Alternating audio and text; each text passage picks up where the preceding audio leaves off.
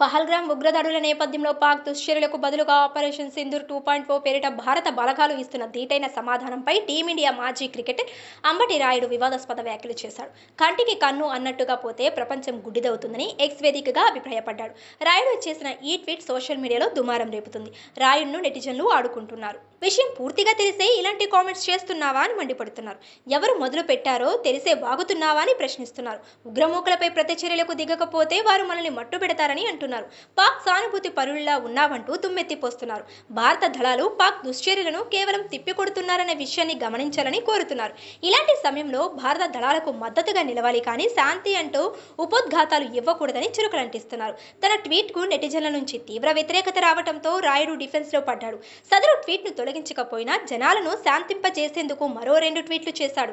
వీటిలో మొదటి దాంట్లో ఇలా రాసుకొచ్చాడు: జమ్మూ కాశ్మీర్, పంజాబ్ మరియు భారతదేశంలోని సరిహద్దు ప్రాంతాలలో శాంతి భద్రత కోసం ప్రార్థిస్తున్నాను. ప్రభావితమైన ప్రతి ఒక్కరికి బలం, భద్రత మరియు త్వరిత పరిష్కారం కోసం ఆశిస్తున్నాను. జై హింద్ అంటూ రాసుకొచ్చాడు.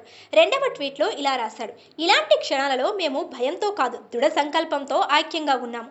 అసమాన ధైర్యం, క్రమశిక్షణ మరియు నిస్వార్థంతో దేశ భద్రతను కాపాడుతున్న మన భారత సైన్యానికి అపారమైన కృతజ్ఞతలు. మీ త్యాగాలు గుర్తించబడకుండా ఉండవు. మీ ధైర్యమే త్రివర్ణ పతాకాన్ని ఎగరవేస్తుంది.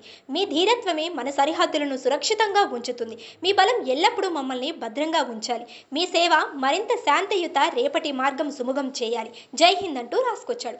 రాయుడు ముందు చేసిన ట్వీట్ కు డ్యామేజ్ కంట్రోల్ గా ఈ ట్వీట్లు చేసినప్పటికీ జనాలు ఆగ్రహం తగ్గలేదు. మొదటి ట్వీట్ నే ఆసరాగా చేసుకుని ఏకిపారేస్తున్నారు. టీమిండియా ఐపీఎల్ రాజకీయాలతో ముడిపెట్టి తోచిన రీతిలో కామెంట్లు చేస్తున్నారు. మొత్తాన్ని ఐపీఎల్ భవితవ్యంపై నీడలు కమ్ముకున్న వేళ రాయుడు క్రికెట్ అభిమానులకు మంచి స్టఫ్ గా మారాడు.